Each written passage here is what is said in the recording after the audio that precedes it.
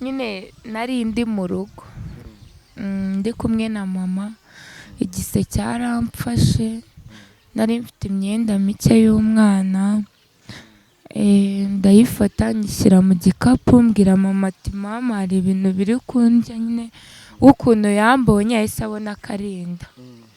Arangije nyine ahita amerekeza ahari saa 9 za nijoro, tugenda n'amaguru kuko nari ndi mu ntara.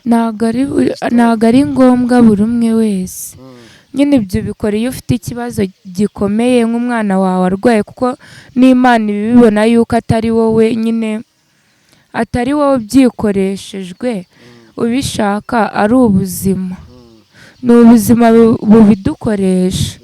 Nyine njyewe hari igihe mbikora, ariko mbikora mfite ikibazo gikomeye, sinavuga ngo nyine bibiri byo kurya ndabwiriwe ngo njye mu buraya kugira ngo ndye, ahubwo umwana wanjye arwaye cyangwa nshaka kwishyura mituweli nibwo mbikora, n'ibindi bibazo bigiye bitandukanye nyine byinshi birenze, nyine biba bibabaje umuntu.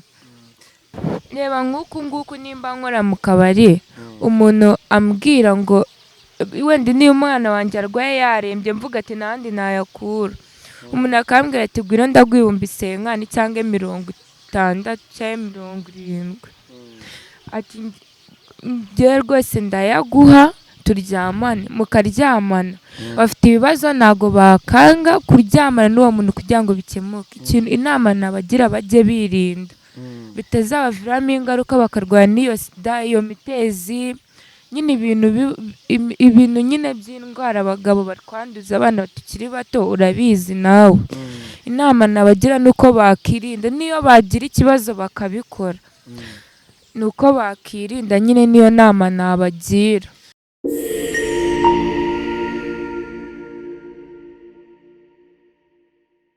Kandi zero komeze neza buri hose mu bice byatandukanye, Iburasirazuba, Iburengerazuba, Amajyepfo, Amajyaruguru. Saa 10:45 mu Rwanda ku isange ng'amasaha saa 10:45 i Bugande.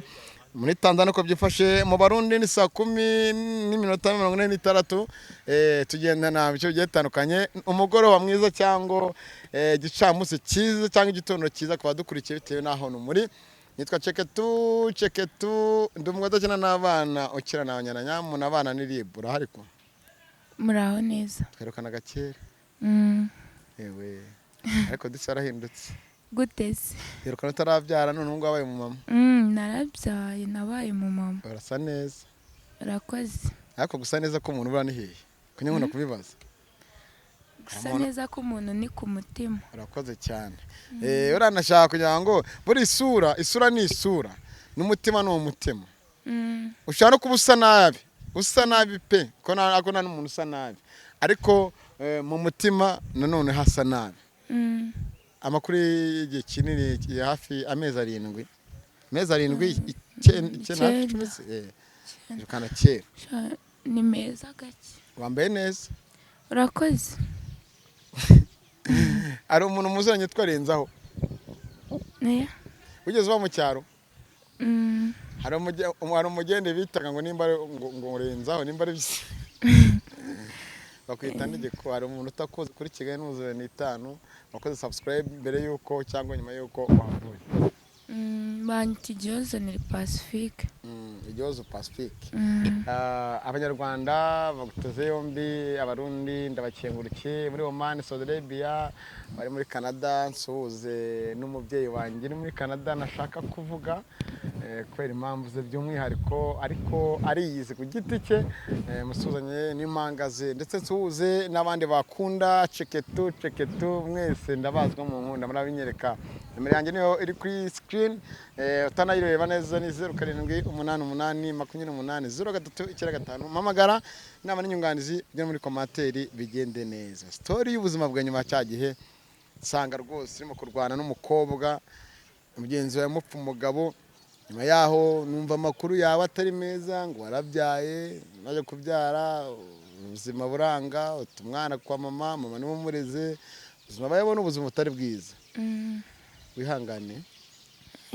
Nihera story kwanza tutaramenyana, wa mugani wandi nimba norese ngo tutarakundana. ngaho mbwira tutana stories zaje ngo nisanga ikigaragara ariko bamenye ngo bimeze bite kuko abantu tugeze biganira arabumwe avuze amateka yego nyine uriya mukobwa ndavuga uriya wakundanaga n'umusheri wanjye n'uwari umusheri wawe none mwarwana nyuma murabizi ko byarangiye buri wese amenye ibye ngumana n'uriya mutipe nyine nyuma nibwo nyine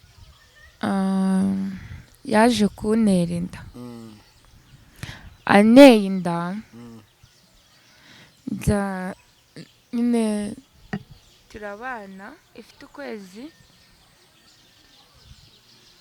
tubana amezi 6 ansiga mu nzu aragenda mwabanaga nk'umugore n'umugabo ansiga mu nzu aragenda mamagara uriya mukobwa arambwira ndamubwira ibibazo byanjye uriya mukobwa arambwira ati reka nta kintu twavugana wantwariye umugabo yaraje aragukunda uramujyana rero ubwo nimba utaramenye nyine agaciro k'abagabo ibyo n'ibindi birwarize numara kwimenya nyine ubwo nta kibazo nyine menye ubuzima bwawe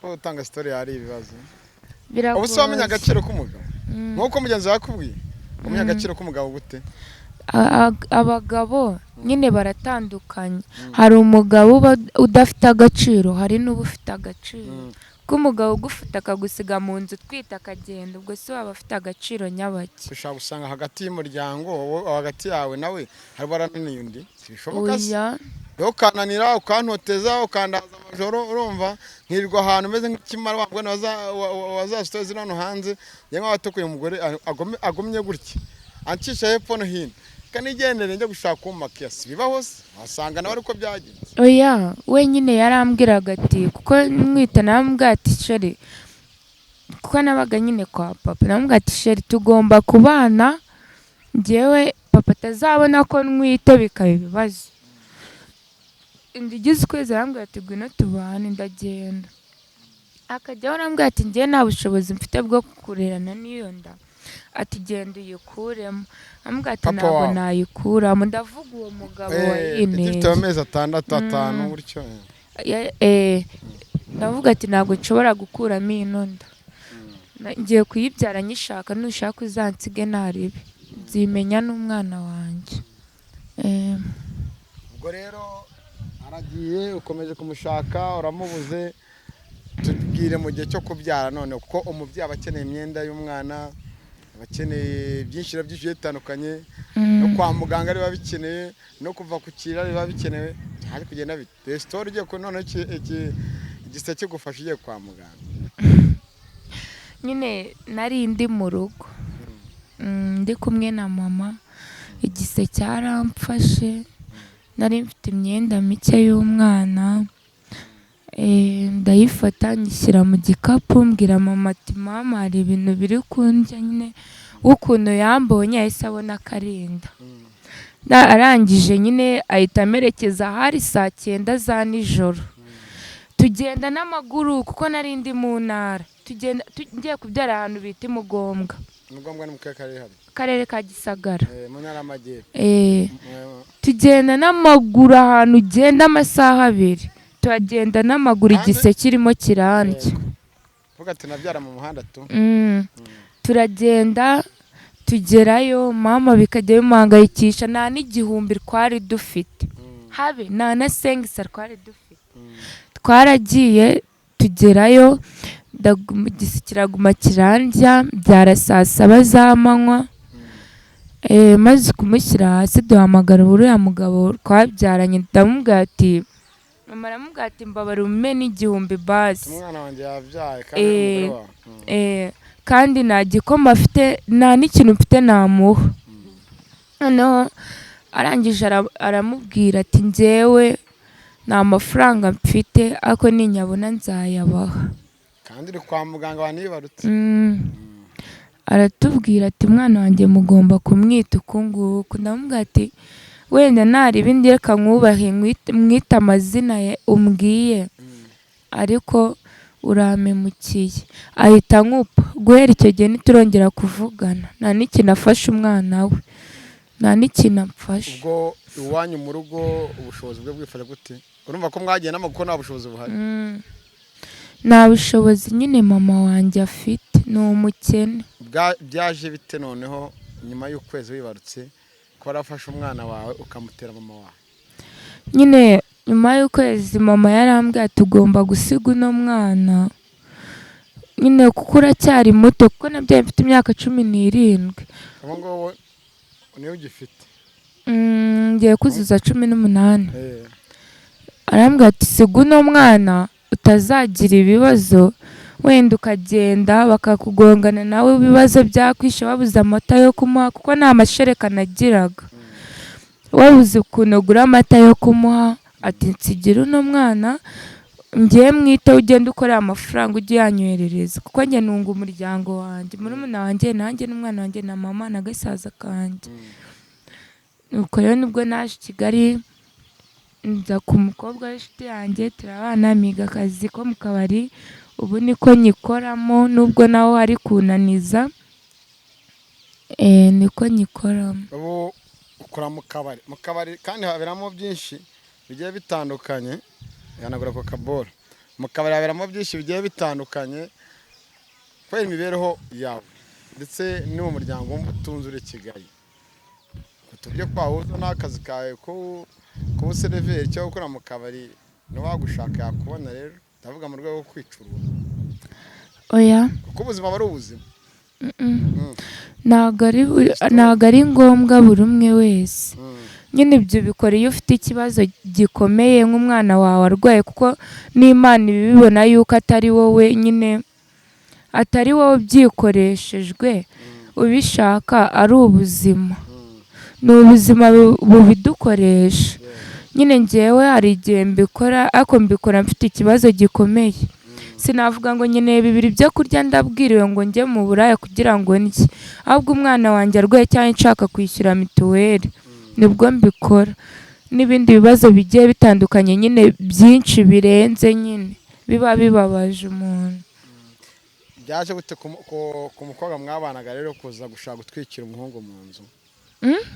byaje gute muri mukobwa mwabanaga aze usa nkaho ari wakuzanye n'i Kigali ajya gutwika umutipe mu Imana ikinga kabuto? iyo story nawe urayizi? uriya mukobwa twarabanaga, noneho uriya mukobwa ari umutipe bita Jafet wo mu Cyumbati.